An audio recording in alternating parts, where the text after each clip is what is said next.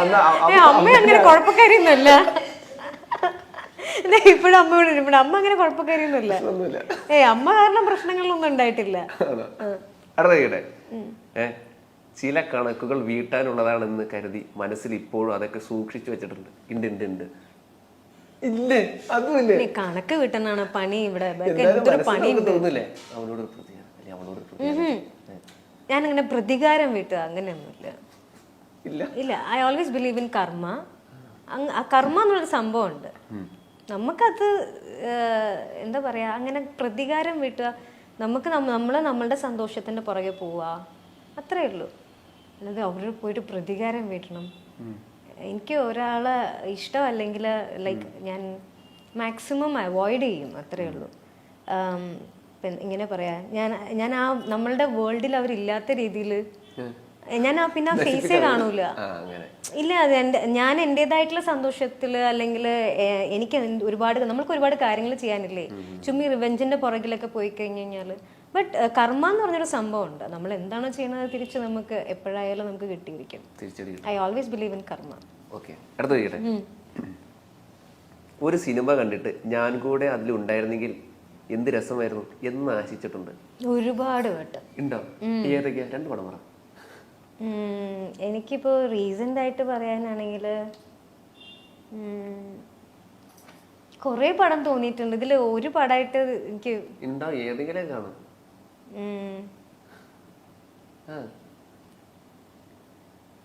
ഇപ്പൊ റീസെന്റ് ആയിട്ട് കണ്ടത് ഏതാ?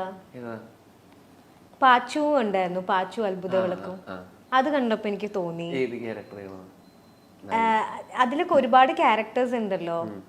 സിനിമയുടെ ഭാഗമാവണോന്നാണോ തോന്നിയത് അതിലെ, അതോ നായിക ചെയ്ത ക്യാരക്ടർ? അങ്ങനെയല്ല. ഇപ്പൊ ഏതെങ്കിലും ഒരു നല്ല സിനിമ കാണുമ്പോഴത്തേനും എനിക്ക് കൂടുതലും പഴയ പടങ്ങൾ കാണുമ്പോഴാണ് എനിക്ക് ഫീൽ ചെയ്തിട്ടുള്ളത്. കിലുക്കം തോന്നിയിട്ടുണ്ട്.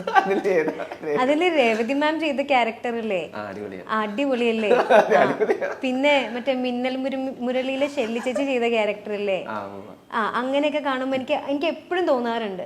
അത് സിനിമ കാണുമ്പോ മാത്രല്ല, ഇപ്പൊ നമ്മള് റിയൽ ലൈഫിൽ ഏതെങ്കിലും ഒരു ഡിഫറെന്റ് ആയിട്ടുള്ള ഒരു ക്യാരക്ടർ ഞാൻ മീറ്റ് ചെയ്യുമ്പോൾ എനിക്ക് തോന്നും, എനിക്ക് ഈ ഒരു ക്യാരക്ടർ നമ്മൾ പ്ലേ ചെയ്താൽ എങ്ങനെ ഉണ്ടാവും എന്നൊക്കെ എനിക്ക് തോന്നും. മനസ്സിനെ വിഷമിപ്പിക്കുന്ന ഓരോ കാര്യങ്ങൾ ചെയ്തു കൂട്ടിയ മനുഷ്യരോട് നിരുപാധികം ക്ഷമിക്കാനുള്ള മാനസിക ശക്തി സ്വയം ഞാൻ ആർജിച്ചിട്ടുണ്ട്. ക്ഷമിക്കാനുള്ള ശക്തിയോ? ക്ഷമിക്കാണ്ട് നമുക്ക് ജീവിക്കാൻ പറ്റില്ല. നമ്മളോട് തെറ്റ് ചെയ്തവരുടെ ഒക്കെ നമ്മൾ ഇങ്ങനെ വെച്ചോണ്ടിരുന്ന നമ്മൾക്ക് തന്നെയാ ബുദ്ധിമുട്ട്.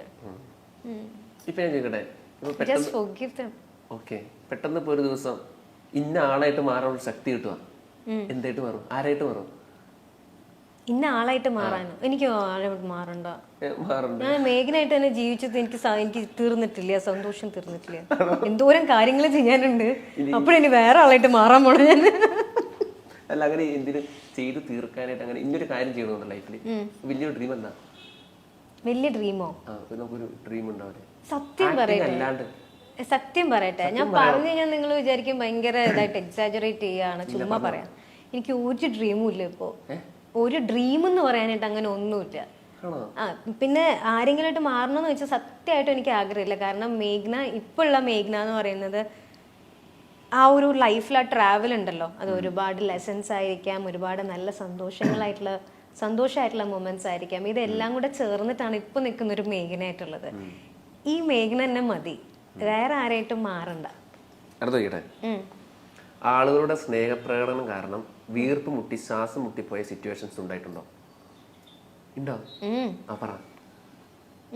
എനിക്ക് മലബാർ ഏരിയയിൽ പോയപ്പം അവിടെ അവിടെ അവിടെ ഭയങ്കര സ്നേഹമായിരുന്നു. എല്ലായിടത്തും സ്നേഹമാണ്.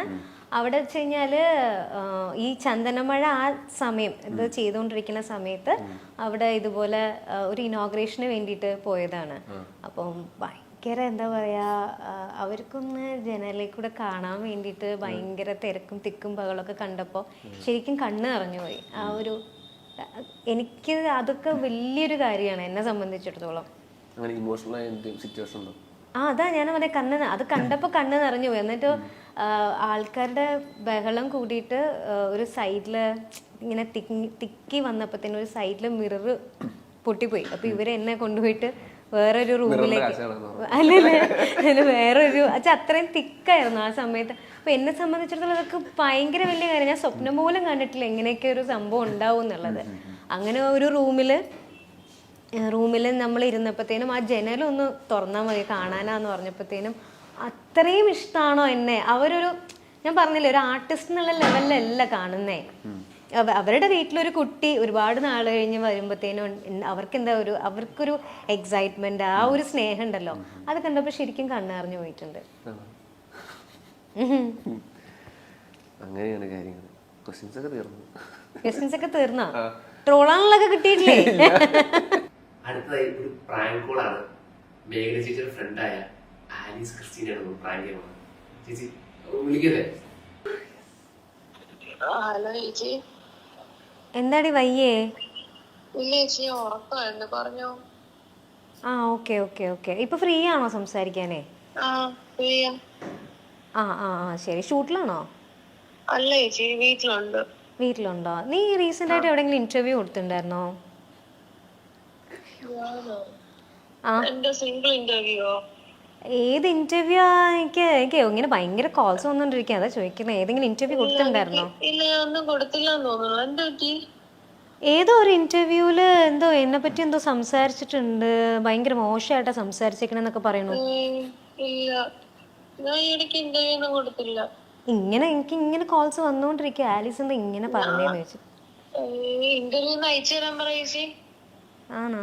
നീ കൊടുത്തിട്ടില്ലെന്ന് ഉറപ്പാണോ? ആ, എന്റെ ഓർമ്മയില് ഞാൻ ലാസ്റ്റ് ഇന്റർവ്യൂ കൊടുത്തത് ഒരു 3-4 മാസത്തിനൊക്കെ മുമ്പായിരിക്കും. എനിക്ക് ഓർമ്മയേ ഇല്ല. എന്തോ ചേച്ചി ഭയങ്കര ജാടയാണ്, ആ രീതിയിലൊക്കെ സംസാരിച്ചു. ഭയങ്കര മോഡ, ഭയങ്കര അഹങ്കാരം. ഇന്റർവ്യൂ അയക്കാൻ പറ അവരടുത്ത്. ആണോ? ആ ചേച്ചി പറ, ഞാൻ ഇന്റർവ്യൂ അയക്കാൻ കണ്ടു കഴിഞ്ഞിട്ട് അവളെ വിളിക്കാം. ഞാനും വിചാരിച്ചു നീ എന്നെ പറ്റി അങ്ങനെയൊക്കെ പറയോ, നമ്മൾ അത്ര ഇതായിട്ട് എപ്പോ തൊട്ടുള്ള ബന്ധം. ഇല്ല, ഇന്റർവ്യൂ ഞാൻ കൊടുത്തിട്ട് തന്നെ കൊറേ കാലമായി. ലാസ്റ്റ് ഞാൻ കൊടുത്ത ഇന്റർവ്യൂ മാറ്റി ഇവർക്ക് ആർക്കാ, മൈൽ സ്റ്റോണിനായിരുന്നു. ആണോ? എന്നെ പറ്റിയും ചോദിച്ചില്ല അവര്? ഇല്ല, അവരൊന്നും ചോദിച്ചില്ല. അവര് ചോദിച്ച മുഴുവൻ സജിനെ പറ്റിയായിരുന്നു, എന്നെ പറ്റി പോലും അവരൊന്നും ചോദിച്ചില്ല. ആണോ? എനിക്ക് ആകെപ്പാടെ ഭയങ്കര വിഷമായി പോയടാ, അതാ ഞാൻ വിളിച്ചത്. എനിക്ക് കാരണം ഇത്ര ഇതായിട്ടേ നീ അങ്ങനെ പറയോ എന്നെ പറ്റി എന്നൊക്കെ ആയിപ്പോയി എനിക്ക്. ഇല്ല അല്ലേ? ഞാൻ ചോദിച്ചു അവരടുത്ത് അയച്ചു തരാനുണ്ട്, പക്ഷെ കണ്ടവരണ്ടരെ വിളിച്ചിട്ട് അയ്യോ ഞാൻ ഫസ്റ്റ് കണ്ടതാണ്, ഇപ്പൊ എവിടെന്ന് അറിയത്തില്ല. ഞാൻ ലിങ്ക് ചോദിച്ചു അവരടുത്ത്, ഒന്ന് അയച്ചു തരാൻ പറഞ്ഞു. ഇല്ല അല്ലേ? Okay okay. അതെ, ഞാനിവിടെ മൈൽ സ്റ്റോണിൽ ഇരിക്കുവാ, പ്രാങ്കാ.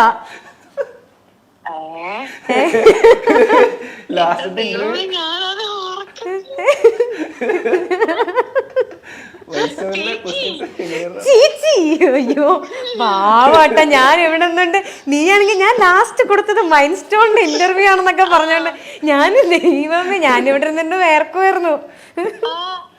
ഇവര് വിടുന്നില്ല, ഒരാളെ വിളിച്ചേ പറ്റുള്ളൂ, ഒരു ഫ്രണ്ടിനെ വിളിച്ചേ പറ്റുള്ളൂ എന്നും പറഞ്ഞോണ്ട് പ്രാങ്ക് ചെയ്യാൻ പറഞ്ഞിട്ട്. പാവട്ടോ, നന്നായിരുന്നു. ശരി, എന്നാലും എന്നെ പറ്റി പറഞ്ഞ തീരെ മോശമായി പോയിട്ടോ. ശരി ശരി, 5 മിനിറ്റ് ആയിട്ട് ഞാൻ വിളിക്കാം. നീ പ്ലിങ് ചെയ്തൊന്ന് മാറ്റിക്കോ. ശരി. പാവം പ്ലിങ്ങി പോയി. ഞാൻ അവസാനമായിട്ട് കൊടുത്ത മൈൽ സ്റ്റോൺ പാവട്ടോ. പക്ഷേ വെബ് സീരീസിന്റെ കാര്യമൊക്കെ പറഞ്ഞു. ഒരു ചെറിയ രീതിയിൽ ചെയ്യുന്നുണ്ട്. അങ്ങനെ വെബ് സീരീസ് ഭയങ്കര സംഭവമായിട്ടല്ല, ചെറിയൊരു രീതിയിൽ എന്തെങ്കിലും ചെയ്യണമെന്ന് തോന്നിയപ്പോ ചെയ്തൊരു സംഭവം. അതെ, മേഘ്ന സ്റ്റുഡിയോ ബോക്സിൽ തന്നെയാണ് വരുന്നത്. അതിന്റെ ട്രെയിലർ ഇറങ്ങിയായിരുന്നു, കണ്ടായിരുന്നു? അതെ അതെ. അതൊരു ഫാമിലി കോമഡി സീരീസ് ആണ്. അതൊരു ഫാമിലിനെ നമ്മൾ ഇൻട്രൊഡ്യൂസ് ചെയ്യുന്നതാണ്. നല്ല കുടുംബം എന്നാണ് സീരീസിന്റെ പേര്. ഞാൻ മാത്രമാണ് അതിനകത്ത് അഭിനയിക്കുന്നത്. പക്ഷെ മോസ്റ്റ്ലി ഞാൻ തന്നെയായിട്ട് മാക്സിമം ശ്രമിക്കാറുണ്ട് എല്ലാം ചെയ്യാൻ വേണ്ടിയിട്ട്. അതല്ലെങ്കിൽ ടെക്നിക്കൽ സപ്പോർട്ടിന് ഞാൻ പുറത്തുനിന്ന് ആളെ വിളിക്കും, നമ്മുടെ ടീമായിട്ട് നമ്മൾ ചെയ്യും.